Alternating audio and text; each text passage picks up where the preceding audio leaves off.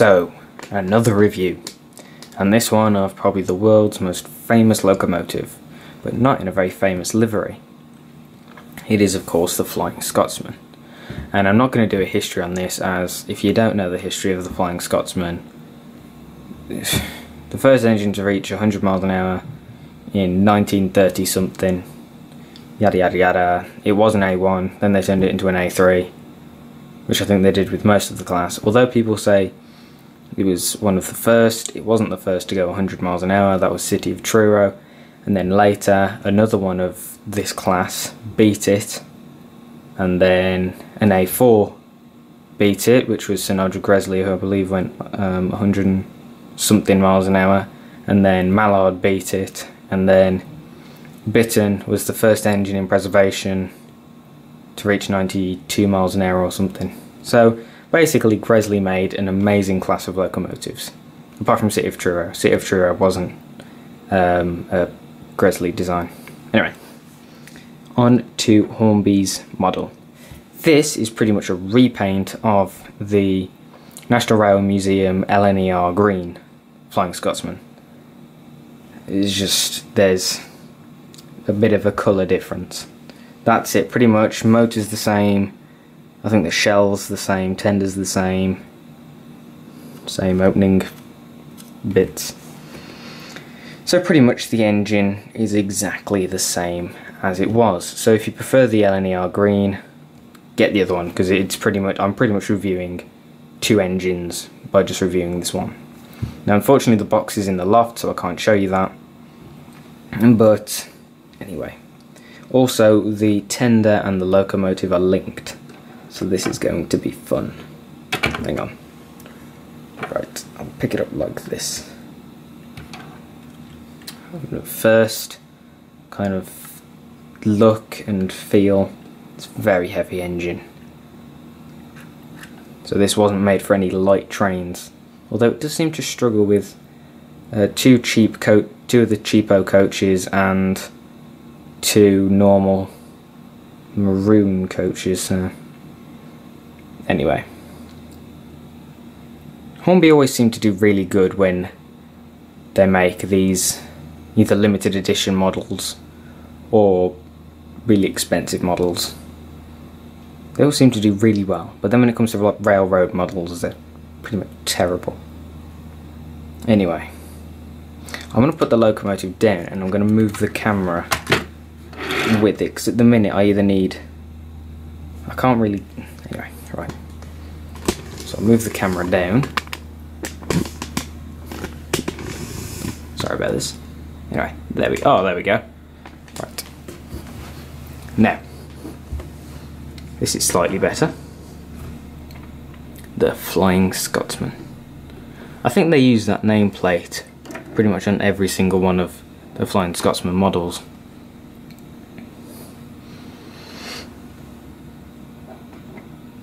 So at first glance you can see how fine the livery, see how fine the connecting rods are. I mean, they're really, really thin. Done a really good job. And you even have the Speedo. I don't really know what that does, all I know is it's called the Speedo. It's really beautiful linkage. Also, you have 103 this side and 502 the other. I have a picture of it, I'm not going to show you. I have a picture of the Flying Scotsman in NE black at Railfest 2 years ago actually. Jesus, it doesn't feel like that. I do actually have a video, so I'll link it here. So you can go and have a look at that, so you can see the actual locomotive. You'll have to watch the whole thing, I'm afraid. I don't know what the time is of the Flying Scotsman.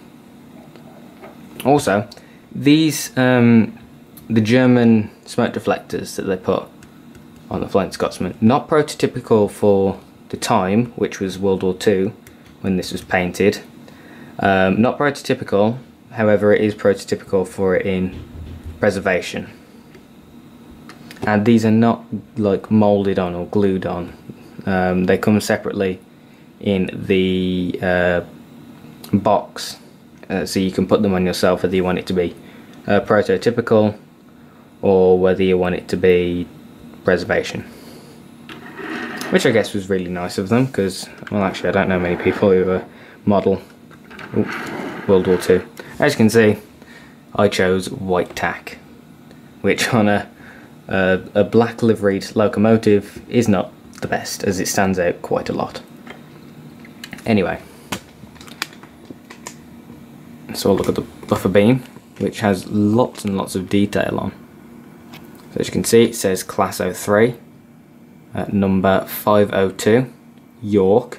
So this one was stationed, so the Flying Scotsman was stationed at York at this point.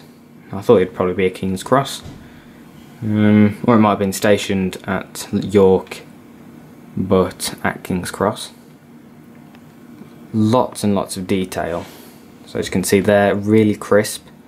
Then you have separately fitted things like the vacuum pipes, the lamp hooks, and the smoke box locks, I guess you could call it.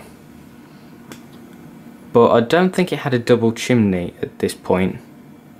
So not very prototypical, but I guess you could edit it to how you wanted to.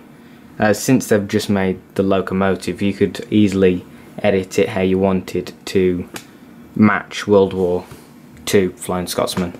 So they've got it pretty close. All you have to do is edit some minor things. Also, sprung buffers that are metal, as well as a 3-link chain. It even has that little protector bit, oh, it might be a protector, with a little flap there. Move it along once again, that beautiful linkage. Flying Scotsman. I believe those bits on the side, those two bits are lubricators. And if you look on the smoke deflectors on the side, it has the works plate, which should tell you a little more about Flying Scotsman. Come on. Oh, looks like that's about as far as you're going to get.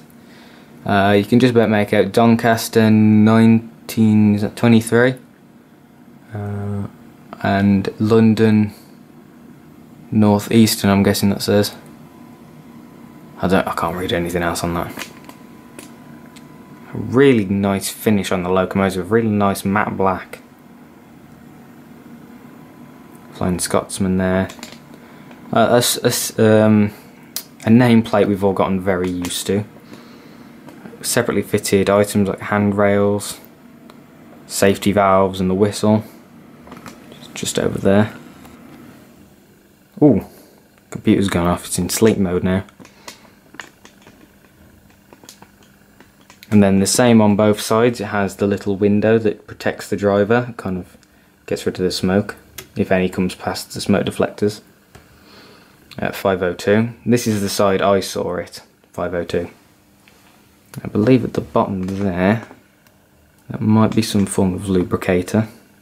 Oh yes, also the back wheel, I don't think it's called the pony truck, it's something else, is completely flangeless, so it can go around second radius, which is great. And then I have the tender, which has NE written on it, which was Northeastern. So I'll just move it across there. It's really crisp. I think Hornby always are pretty much the best at doing LNER kind of style writing. I will try and show you the inside of the cab now. There we go. I think it's pretty much the same on the other one as well, on the LNER green one. So I'll just move it down.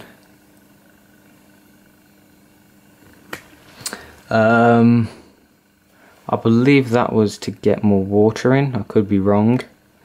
Firebox doors, gauge glasses, pressure gauges. The regulator was over there somewhere, and I believe it was on a ratchet.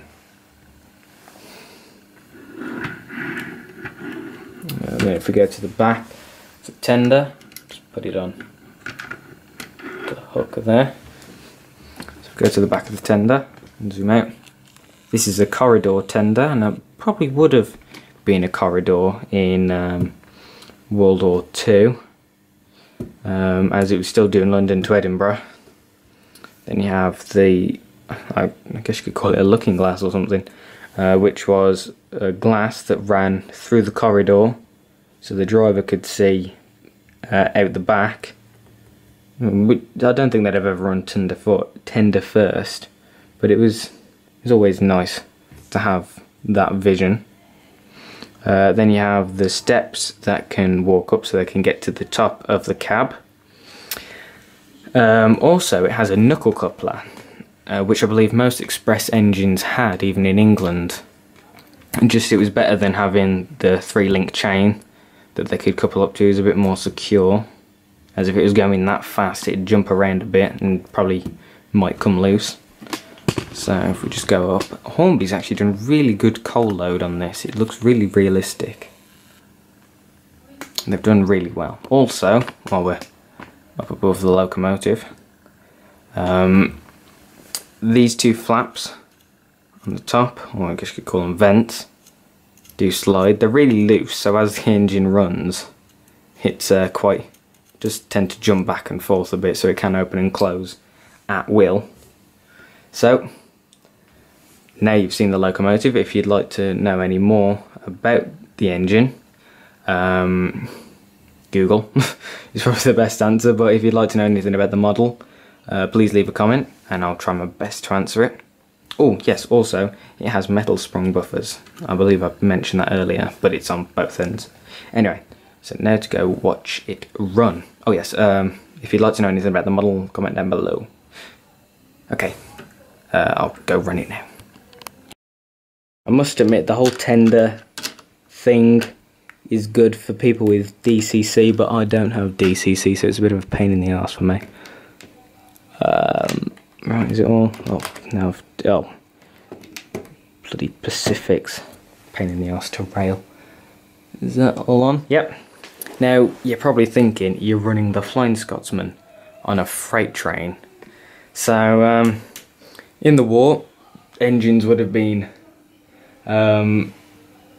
pulled out of service, or probably taken from a yard to be on a freight train, as they took priority.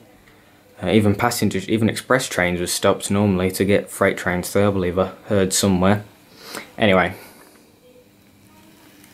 look how smooth that is, and look at how beautiful the linkage is. Right, so we'll put it up to 40, which I normally have as freight speed. Oops. And I must admit, even an A3 can look good pulling freight.